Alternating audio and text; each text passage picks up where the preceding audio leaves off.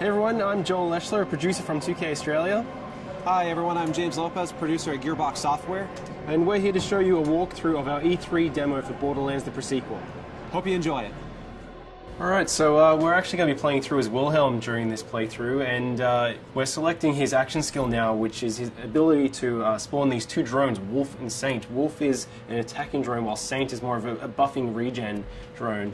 We're going to go down the Cyber Commando skill tree. This one's really cool because if fans remember Wilhelm from Borderlands 2, he was just a giant loader with a human head on top. But in this game, it's his origin story, and he starts out just as a man. But you have the ability by going down this skill tree to start turning him into that giant robot that he was in Borderlands 2. By selecting the Power Fist skill here, and you'll see that they actually replaced his arm with this robotic one. This one's really cool because it'll deal extra melee damage, and you can actually attack enemies from further away. And if you look at the Shock Absorbers one, which replaces his leg with a robotic leg, this allows you to shoot and reload while you're sprinting, which can come in really handy. The Meteor Slam is also really useful because the butt stomp or ground pound or slam or whatever we're calling it today is really powerful in Borderlands The Pre-Sequel. When you're playing in low gravity, you're able to do this huge amount of damage when you slam down to the ground. And that's about all the skill points we can use right now, but we're pretty close to leveling up again. So when we do, we're going to show you the Vengeance Cannon, which is Wilhelm's capstone skill inside the Cyber Commando tree. Yeah. If you have a look here, we actually just shot an air geyser, and when these are shot, they shoot out this oxygen, which replenishes your Oz kit, but it also propels you up in the air. And the higher you get, the more damage you can do from your butt stomp. So if you hold that crouch button, you slam down on the ground, you deal this huge amount of damage to enemies on the ground. Yeah, geysers are a great way to do a slam immediately instead of having to kind of like prime yourself for it. You can hop on one of those and just immediately move off it and slam someone into oblivion if you want to. Here's another example of how the levels are informed by low gravity in Borderlands The Pre-Sequel. You're able to do these massive leaps and bounds, and really you have a lot more freedom as a player. The scope of travel has increased so much. And we're able to use the air boost by venting some oxygen. You're actually able to go even further by propelling yourself forward or even higher. Yeah, and it's cool that we have these abilities. They obviously come with some cost on the oxygen meter, but we give plenty of ways for you to get that oxygen back. You know, we've got oxygen canisters that drop from when you kill enemies. We have the air geysers. We have other like cracks in the ground that air can come out of. They won't give you that jump, but they will give you back your oxygen. We also have oxygen generators. And even like certain Oz kits will allow you to create an oxygen bubble whenever you do a slam attack. Now these enemies that we're fighting at the moment, the Kragans, they're some of the moon beasts. They're essentially these moon rock monsters, but because this is Borderlands, they absorb elemental attributes as well, and these ones have absorbed cryo damage. We have a lot of liquid methane around this area of Elpis, and they've kind of inherited those abilities, and they're kind of doing cryo damage towards you. But you have the ability to kill them, but what's really interesting about these guys is when you kill them, they actually shatter into two smaller Kragans. Yeah, so you might start off one-on-one and feel like you've got a pretty even fight, but as they break into smaller groups and become more numerous, you might have a really big fight on your hand. Alright, why don't we try and show off Wolf and Saint here, Wilhelm? Alright, so Wilhelm just deployed Wolf and Saint. Those are his two drones. Wolf is going to go out and cause some trouble. Saint's going to stay fairly close by to replenish Wilhelm's shields as they ever drop. Now, our Wilhelm player is pretty pro, so you know, might need to get a little bit of a more challenging fight for him. You can see these beautiful ice particles. With the new cryo element that we brought into the game, you can freeze and shatter any enemy, and depending on which angle you attack these guys from, they're actually going to float off into low gravity in that direction. If you slam down an enemy while they're frozen, you're actually going to split them in half and watch their ice chunks float off. Yeah, that's really cool because the way that they shatter is always kind of customized to like whichever way you hit them. So it never really gets old. It's always different each time. It's really fun. Now, our current objective in this particular level is to redirect some liquid methane. We need to get to the Drakensberg, which is this derelict Dahl ship where we've been informed there's a military AI that we can use. Jack wants to build up this robot army. He needs this military AI to use it. So we're currently trying to redirect this methane to cool off a lava river.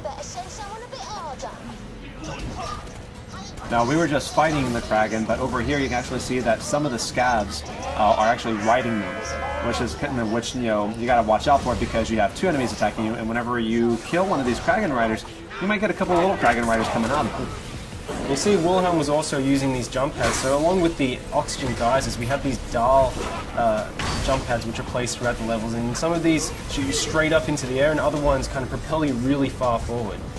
Again, if you manage to chain some of these together, you can get really, really high and do a slam, which does a massive amount of damage. Look at some of these guys, you'll see that some of these scabs have this sort of orange bubble over their head. That's their oxygen bubble. That means that if you crack that bubble, then they're going to take oxygen damage because they're not able to breathe.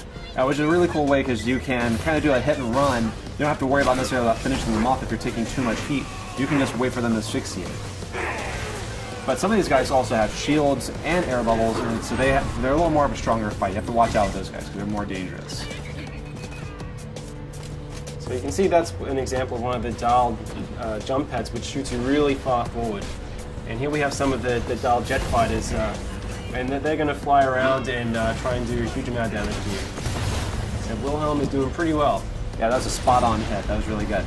Oh no, but you fell off the side. That's okay because we've got plenty of jump pads. We have a lot more verticality in Borderlands now than we ever did before. So there's not necessarily any one way to get to this objective. Really, all he has to do is just find either a jump pad or a way to jump from platform to platform. Yeah, something really great about the low oxygen, it allows you to traverse these maps really, really quickly. So because you can make these massive leaps and bounds and you have these jump pads, you're able to get from one end of the map very, very fast and really get an edge on enemies. Alright, now it looks like we just leveled up. So we're going to go and put that skill point in Vengeance Cannon. That's really interesting because if you take a certain amount of damage, Wilhelm responds with the Vengeance Cannon and can do a great amount of damage within a pretty generous period of time. You have about 30 seconds of action on this. It can come in really, really powerful when you're under the pump. Yeah. So you can see now we're actually redirecting this liquid methane, so we should be able to go over and try and freeze this lava lake.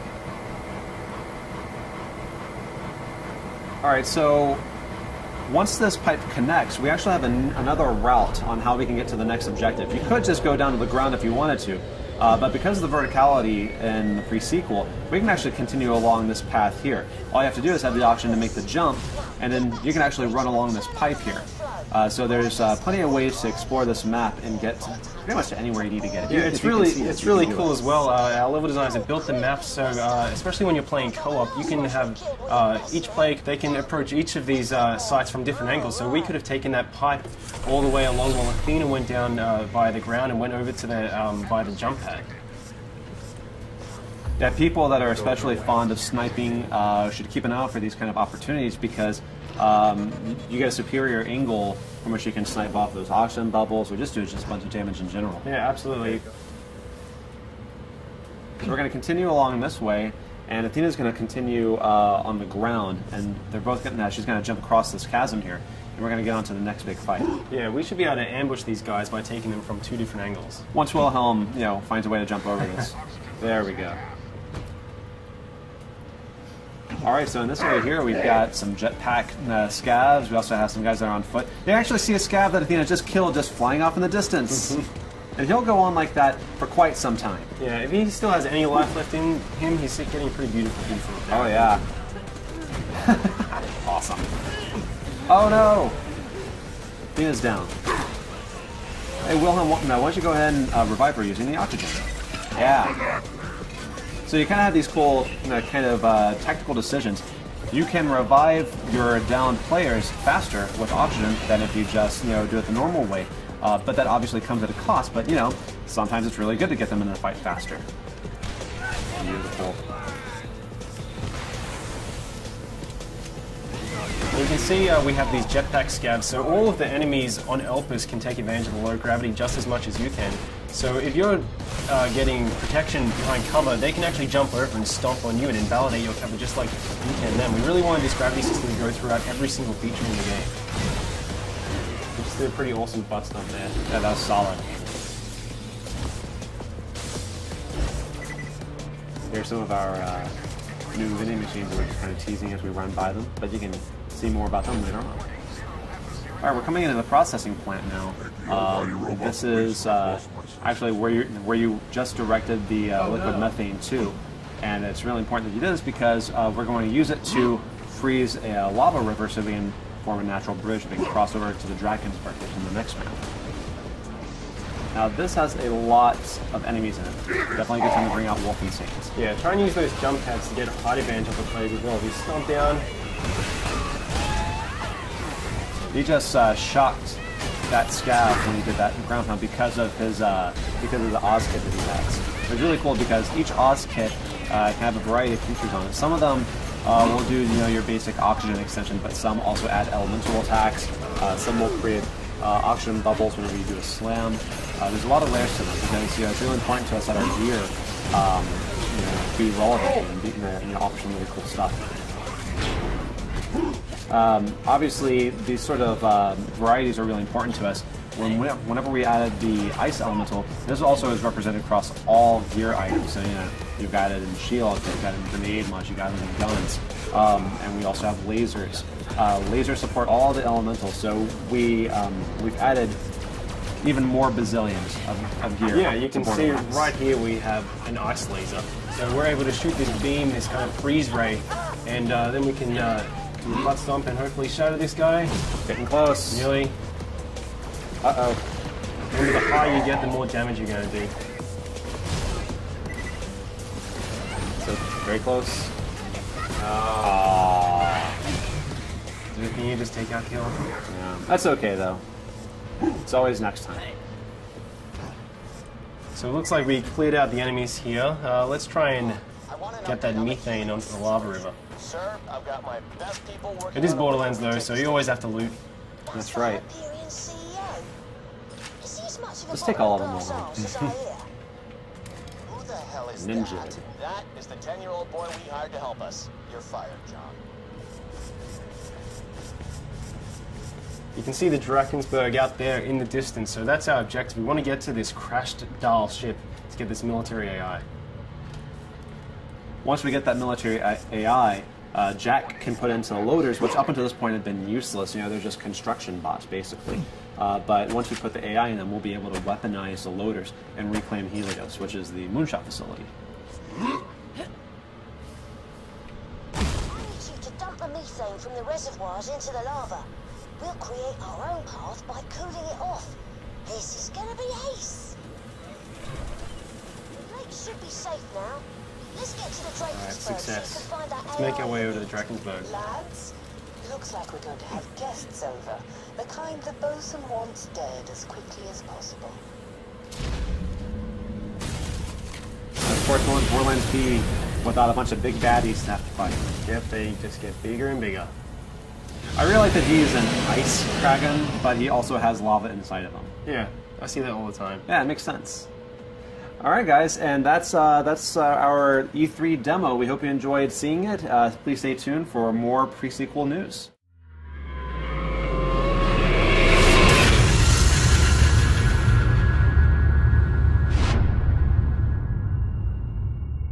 You coming?